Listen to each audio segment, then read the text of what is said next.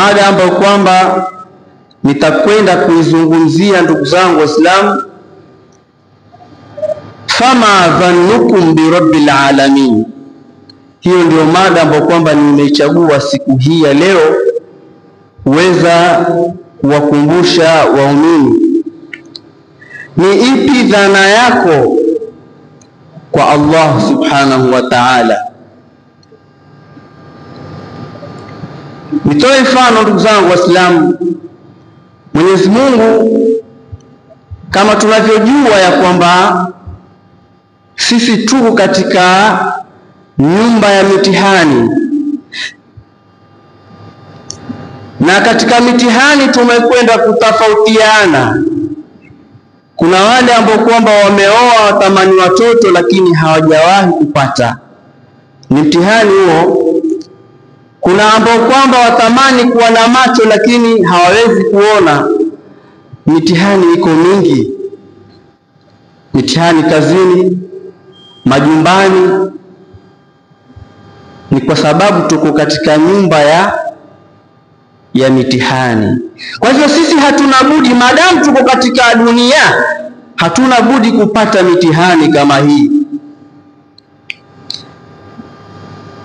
Na unapopata mtihani haimaanishi ya kwamba Mwenyezi Mungu Subhanahu wa Ta'ala amekuchukia. La, isipokuwa tuambiwa ya kwamba idha ahabba Allahu qauman ibtalahum, Mwenyezi Mungu anapowapenda watu huwapa mitihani, huwaonja. Kwa hivyo mtihani ni moja katika ishara ya kwamba Mwenyezi Mungu Subhanahu wa Ta'ala anatupenda, moja katika ishara kuonyesha kwamba Allah Subhanahu wa Ta'ala anatupenda. Ikiwa katika maisha yako wewe waishi raha, haupati mtihani, basi hapo kuna question mark. Jiulize, mbona haupati mitihani?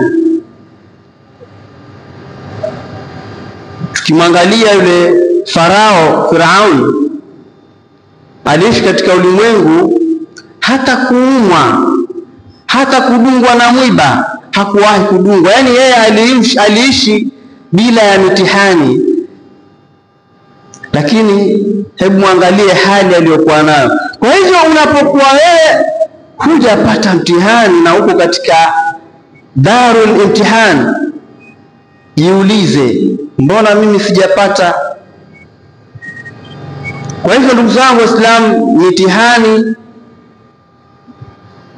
ni moja katika ishara kuonyesha ya kwamba Mwenyezi Mungu Subhanahu wa Ta'ala anatupenda.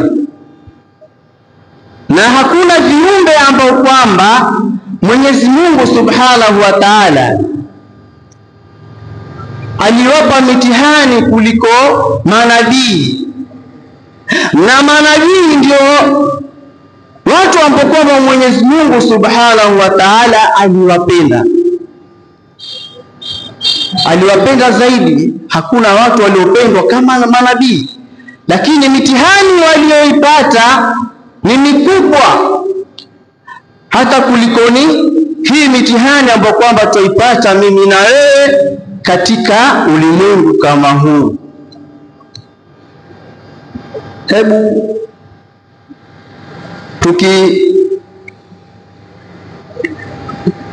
tukisoma katika hadithi ya Sayyiduna Abu Sa'id al-Khudri fi sunani Abi Daud, katika sunani Abi Daud, Mtume sallallahu alayhi wasallama aliulizwa, ayu nasi ashaddu balaa, ni watu gani ambao kwamba walipata mitihani mikubwa, walipata balaa kubwa? Swali kama hili ulizwa Mtume sallallahu alaihi wasallam. Mtume akasema, al-anbiya'u thumma al-amthal fal-amthal, manabii kisha wale wanaofuatia maswahaba kisha tabiina kuendelea. Yani kila unapokuwa karibu zaidi na Mola Subhanahu wa Ta'ala, basi na ile mitihani pia inakuwa ni mingi. Kwa hivyo ni ishara ya kuonyesha kwamba ni mahaba ya Allah Subhanahu wa Ta'ala. Licha ya kwamba sisi tunapewa mitihani, lakini haijafikia kama ilivyokuwa kwa Nabii Ibrahim kuambiwa na Mola Subhanahu wa Ta'ala mchinje mwanawe. Sisi tumezaa watoto hawasikii, vigego, lakini haijafikia hadi ya kwamba mchinje huyo mtoto wako. Lakini nabii wa Allah Subhanahu wa Ta'ala inashuka amri, anaambiwa amchinje. Ndugu zangu Waislamu, isimame katika kumweleza au familia ya Nabii Ibrahim ili tuweze kuingia katika mada yetu ya ni ipi dhana yako kwa Mola wako. Nabii Ibrahim ni asli ya tawafu. Nabii Ibrahim mke wake ambaye kwamba ni Hajar ndio asli ya kule kusai baina Safa wal Marwa, na mtoto wake Ismail ni asli ya al-udhiya. Napofika lile idi la Idul Adha tunachinja, ile ni sunna. Asili yake imetokamana na huyu mtoto wa Nabii Ibrahim. Kwa hivyo utakuta ya kwamba ni familia ambayo kwamba ni bora, na mambo kama haya, matendo kama haya ni manasiki ambayo kwamba sisi, mimi na wewe, tunakwenda kufanya, ni ibada.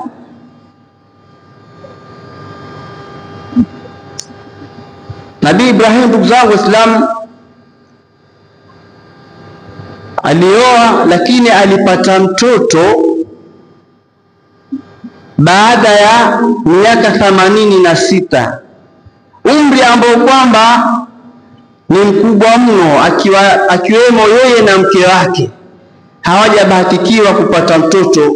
Mwenyezi Mungu Subhanahu wa Ta'ala akamruzuku Nabii Ismail. Na hili ni funzo, kwa sababu ni mtihani ambao kwamba sisi pia inatufikia. Lazima dhanna zetu tuwe na husni dhanni kwa Mola wetu, kwamba mimi natarajia, natawakal kwa Allah Subhanahu wa Ta'ala ataniruzuku.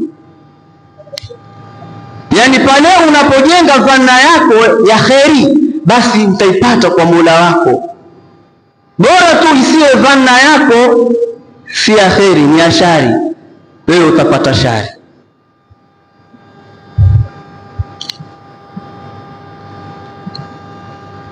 Angalia familia kama hii imekuwa na husni dhanni kwa Mola wao.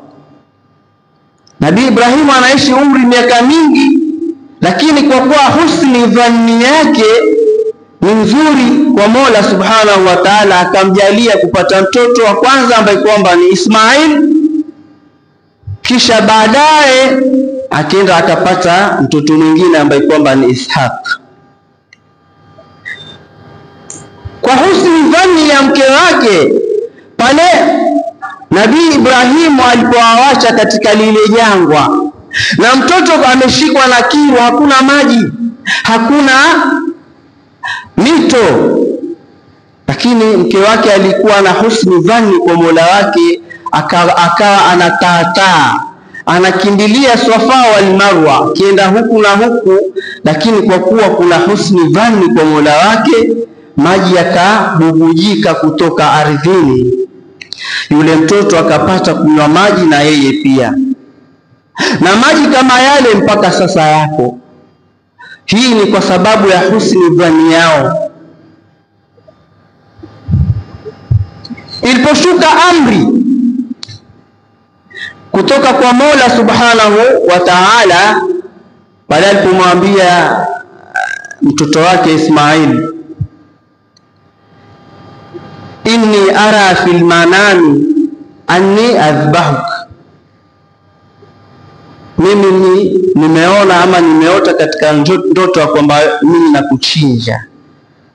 Yule mtoto hakushtuka. Kwa sababu gani? Kwa sababu ya husni dhanni. Anamwambia baba yake, ya abati if'al ma tu'mar, fanya kile ambacho kwamba Mola Subhanahu wa Ta'ala amekuamrisha. Lakini kwa kuwa husni dhanni, ana dhanna nzuri kwa Mola wake, ndipo pale Mwenyezi Mungu Subhanahu wa Ta'ala akamteremsha kondoo kutoka peponi, yeye akanusurika na kuchinjwa. Ikawa ni sunna sisi inapofika Idul Adha tukao tunafanyaje? Tunachinja. Kwa hiyo na sisi ndugu zangu Waislamu, lazima tuige mafunzo kama haya. Lazima tujenge husni dhanni kwa Mola wetu, tuwe na dhana nzuri kwa Mwenyezi Mungu Subhanahu wa Ta'ala. Unapokuwa na dhana iliyo nzuri, pengine kuna kitu wewe wakitarajia, mimi nafanya kitu fulani kitarajia kwamba nitafanikiwa, lakini pamoja na hayo uwe na nini? Utawakali, uwe na husni dhani kwa Mola wako, hakika utafaulu. Si kwamba wafanya jambo kama lile lakini una mashaka, ile yani dhana yako kwa Mola wako haiko sahihi, hautafanikiwa, utafeli. Kwa sababu Mola Subhanahu wa Ta'ala ni mfalme wa wafalme, hakuna kitu ambacho kwamba kitamshinda. Kwa hivyo lazima tujenge dhana zetu kwa Mola wetu, tuwe na dhana nzuri, tutakwenda kufanikiwa kutoka kwa Mola Subhanahu wa Ta'ala. Na tukisoma hadith katika hadithul Qudsi ambayo kwamba ni maneno ya Mola Subhanahu wa Ta'ala, aliyeyapokea maneno kama haya ni Bwana Mtume Muhammad sallallahu alaihi wasallam.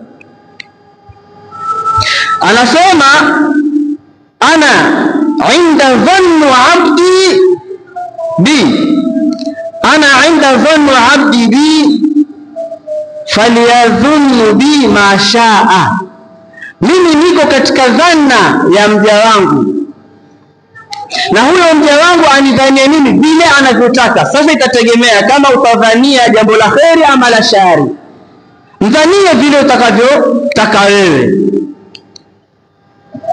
Akasema, in dhanna bi khairan, mja wangu pale atakaponidhania mimi kheri. Wewe wafanya jambo lakini watarajia kwamba Mwenyezi Mungu atakwenda kukufanikisha katika jambo lako kama hilo, ni kheri.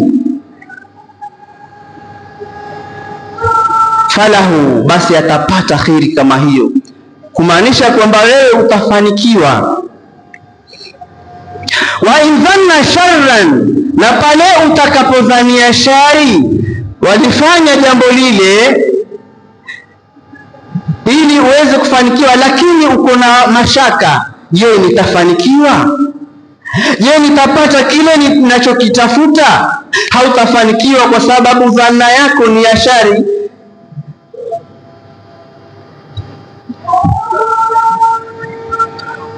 Waqala aidan, na akasema tena Mola Subhanahu wa Ta'ala, inna inda dhanni abdi bi wa ana ma'ahu idha dhakarani. Anasema mimi niko kwa yule mja ambaye kwamba niko katika dhana ya mja wangu, na mimi niko pamoja na yeye pale anaponikumbuka na kunitaja mimi.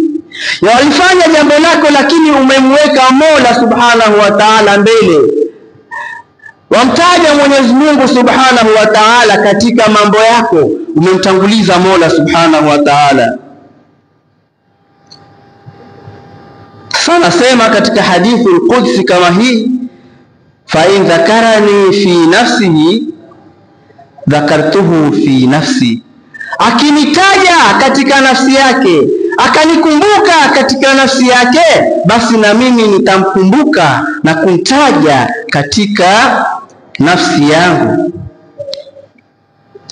Wa in dhakarani fi mala'in dhakartuhu fi mala'in khairu minhu, na akanikumbuka na kunitaja katika mkusanyiko kadamnasi ya watu, ukamkumbuka Mola Subhanahu wa Ta'ala, ukamtaja Mola Subhanahu wa Ta'ala, yeye anasema na yeye atakutaja na kukumbuka fi mala'in, katika mkusanyiko ambao kwamba ni bora kuliko huo mkusanyiko ambao kwamba wewe ulimtaja Mwenyezi Mungu Subhanahu wa Ta'ala. Na akasema tena, wa in taqarraba ilayya shibran, na wewe mja wangu utakaponikaribia mimi, nikurubia mimi kwa shibri moja. Shibri asema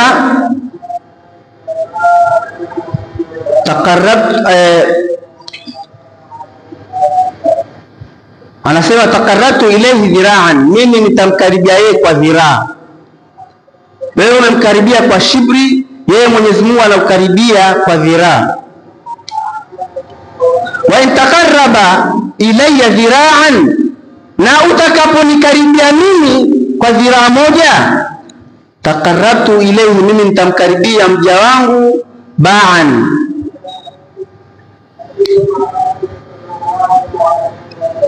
Wa in atani yamshi ataituhu harwala, na pale atakaponijia mimi mja wangu kwa kutembea, wamwendea Allah Subhanahu wa Ta'ala kwa kutembea, yeye anasema atakujia kwa kukimbia.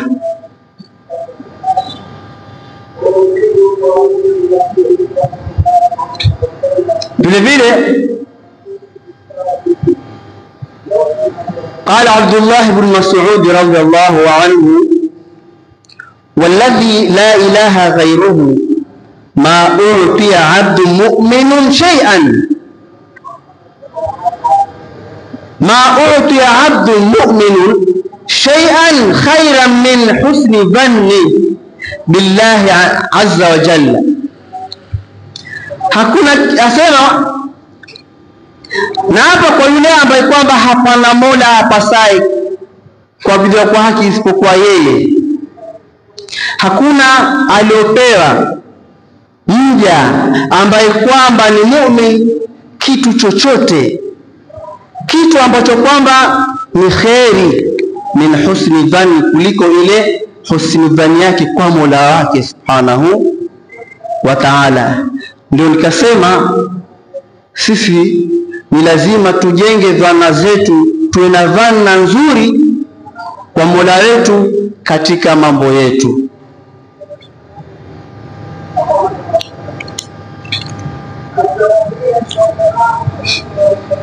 Vile vile ndugu zangu Waislamu, tukienda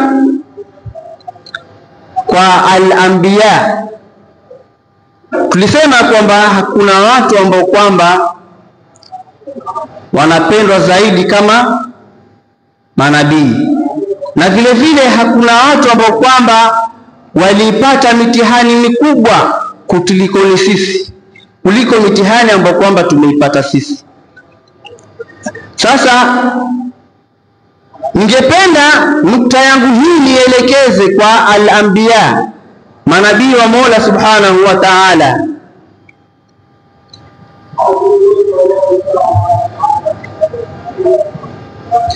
Tuende kwa Nabii Allah Musa alayhi wasallam.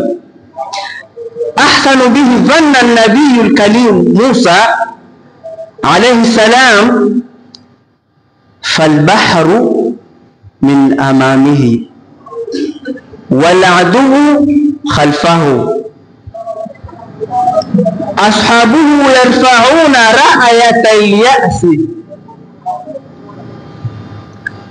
Ni katika habari ya Nabii Allah Musa alipokuwa anakimbizwa na jeshi la Firauni. Nabii Musa pamoja na jeshi lake wakakimbia mpaka wakafika ukingoni. Mbele yao kuna bahari, kumaanisha hakuna kuendelea tena, hakuna jahazi. Na huku nyuma kuna jeshi wamejihami, wanakuja kwa mbio kali kuja kuwamaliza, akiwemo Nabii Musa pamoja na wachache wana wa Israeli ambao kwamba walimwamini. Ndipo tuambiwa fal bahru min amamihi, bahari iko mbele yake, wal adu na maadui khalfahu, wako nyuma wanakuja. Ndiposa ashabuhu yarfa'una ra'yatal ya'si, wamenyanyua bendera ya kukatwa na tamaa. Yani wamekata tamaa, wanajua ya kwamba leo tumekutwa. Ndipo pale wakasema inna la mudrakun, sisi leo tumepatwa ama tumekutwa na jeshi la Firauni. Lakini Nabii Musa alayhi salam, kwa kuwa husni dhanni yake kwa Mola wake ilikuwa ni nzuri, ambaye kwamba ni muntiqal yaqin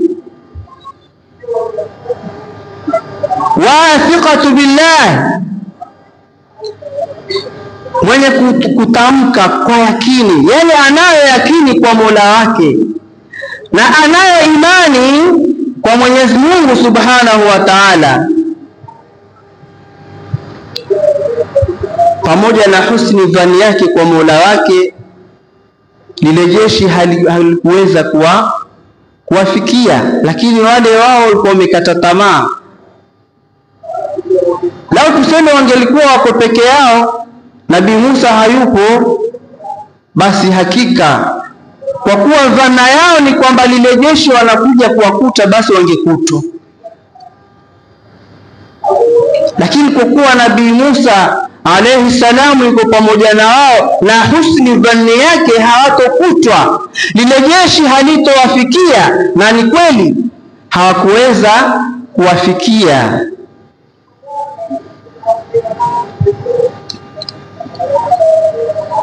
Nabii Musa alitumia fimbo yake na akaweza kuipiga bahari kama ile, kukapasuka njia na wakaweza kufanyaje? Kupita. Ndio wale wafuasi wa Nabii Allah Musa waliposema kwamba leo sisi tumekutwa, Nabii Musa anawaambia kalla, kwa sababu ako na yakini, ako na dhana nzuri. Anaambia komeka au komekeni, hapana, inna ma'a rabbi sayahdin, hakika Mola wangu yuko pamoja na mimi na atatupa njia. Yani yeye kuna yakini 100% kwamba njia ipo.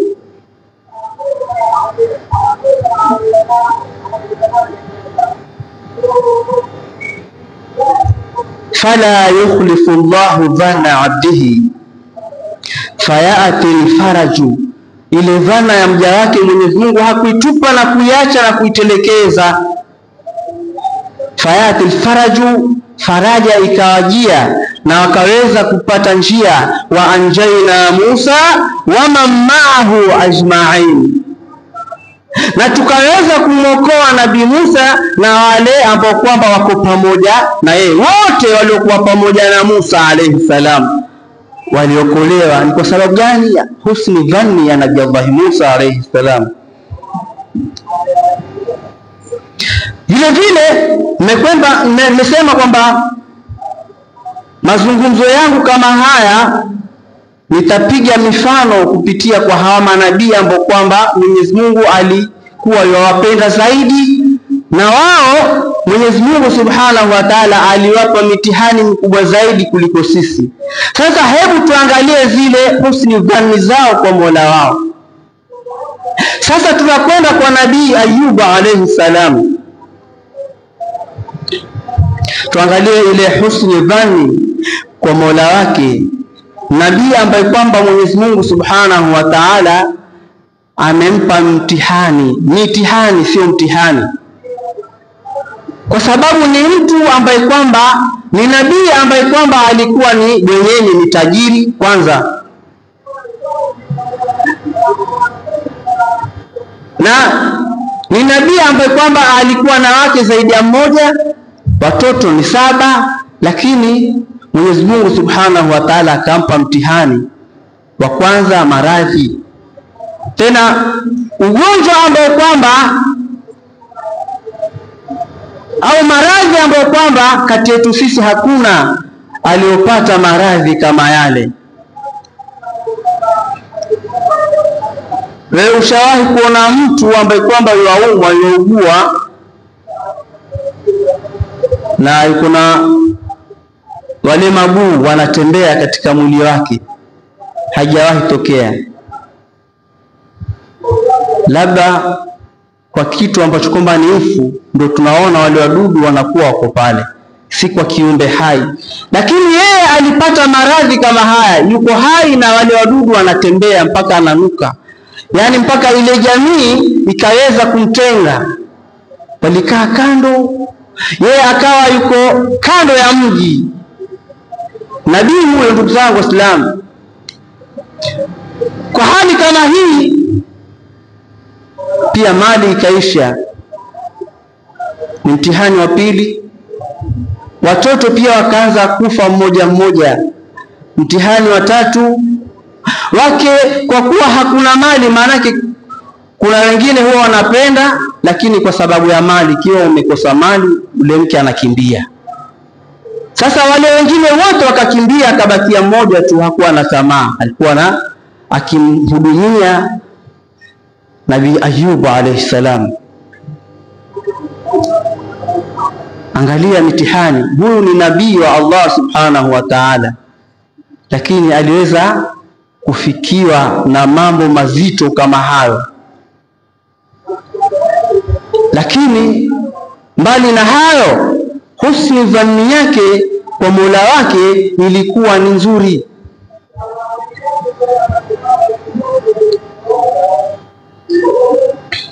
Fanadahu, aliweza kumwomba Mola wake baada ya miaka mingi.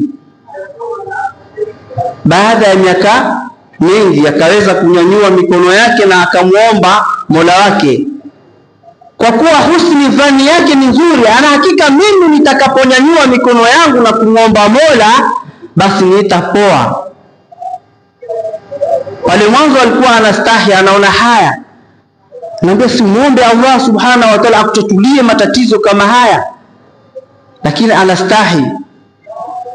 Lakini baadaye akakubali kumwomba Mwenyezi Mungu Subhanahu wa Ta'ala, na akiwa anayakini kwa Mola wake kuwa atamponesha. Wa Ayuba ithnada rabbahu anni masani yadhur wa anta arhamur rahimin. Nakumbuka Nabii Ayub alipomuomba Mola wake mlezi ya kwamba hakika yangu mimi nimekutwa na madhara, maradhi, wa anta arhamur rahim, na yeye ni mwingi wa huruma kuliko wenye kuhurumia. Kwa dua kama hii na husni dhani yake iliyo nzuri kwa Mola wake, Mwenyezi Mungu Subhanahu wa Ta'ala akaleta faraja. Fajaa alfaraju min alqadir albari, ikaja faraja kutoka kwa Mola wake ambaye kwamba ni mwenye uwezo. Fastajabna lahu fakashafna ma bihi min adh-dhurr. Mwenyezi Mungu anasema tukamjibu Nabii Ayub na tukamwondoshea fakashafna mabihi, kwa kile alichokuwa nacho ni maradhi, minadhurri, kutokamana na madhara aliyoyapata. Alipona, alipata afya yake, na tuambiwa wale watoto ambao kwamba walifariki Mwenyezi Mungu akamruzuku wengine. Hii yote ni kwa sababu ya husni dhanni yake kwa Mola wake ilikuwa nzuri.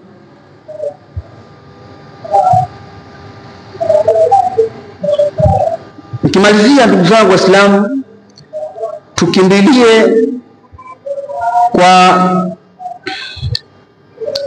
Nabii Yunus alayhi salam. Hawa wote wamepata mitihani mkubwa.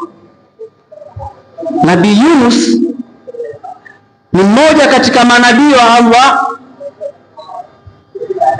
na mitihani aliyoipata hakuna hata mmoja wetu, ama hujawahi kusikia katika ulimwengu wetu kama huu, kusikia kwamba kuna mtu amemezwa na samaki akaishi katika tumbo la samaki baharini, halafu akawa yuko hai. Ni mtihani ambao kwamba ulimpata Nabii Yunus.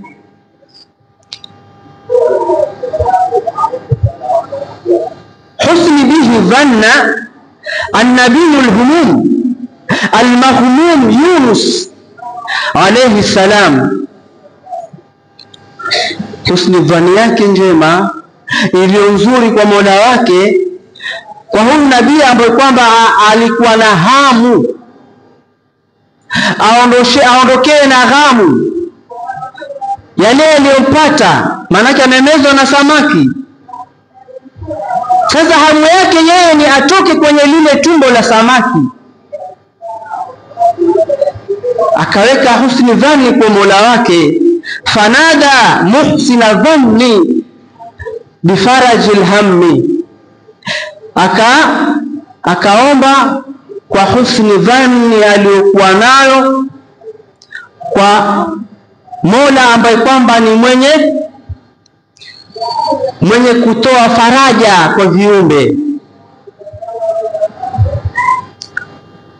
wakashifil ghammi, na kuondoa zile ghamu, qailan, kwa kusema wadhannun idh dhahaba mughaliban. Nakumbuka Nabii Yunus pale alipoenda hali ya kuwa amekasirikiwa, fadhanna an lan naqdira alayhi fanada. Hiyo ya kwanza ilikuwa ni suratul Anbiya aya 84.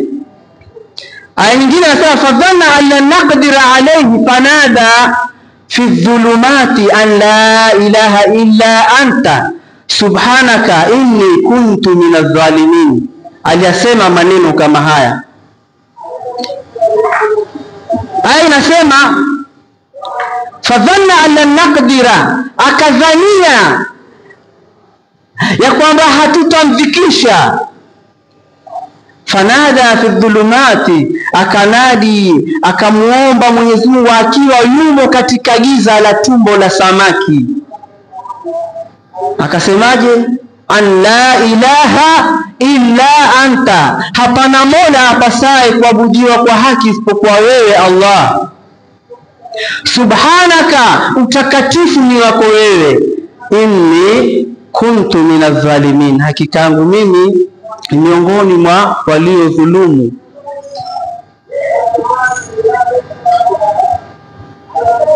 Fajaa alfaraju, ikaja faraja kutoka kwa Mola wake, minarrahimil halim, kutoka kwa Mola ambaye kwamba ni mwenye huruma na ni mpole.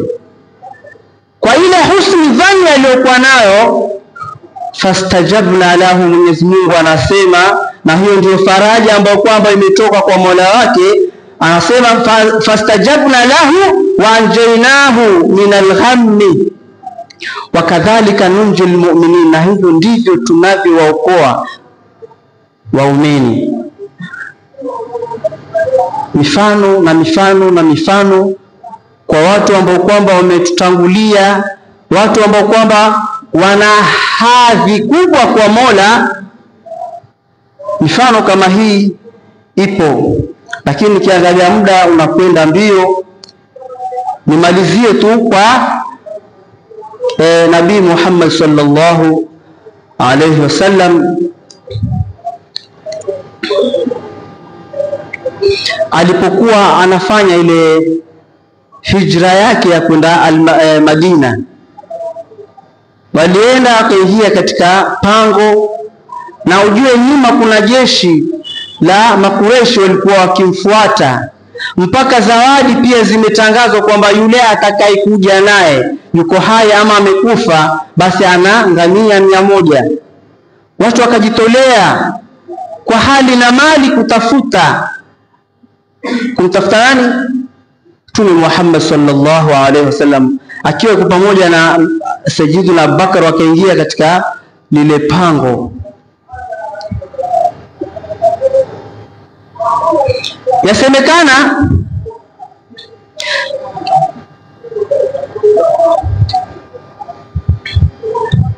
walikuja mpaka kwenye lango la lile pango. Lao wangelichungulia hivyo, maana wanasema lau nadhara ahadahum ila mawli qaumiyya la absarna, lao wangekaa tu wakawa wanachungulia, basi wangewaona.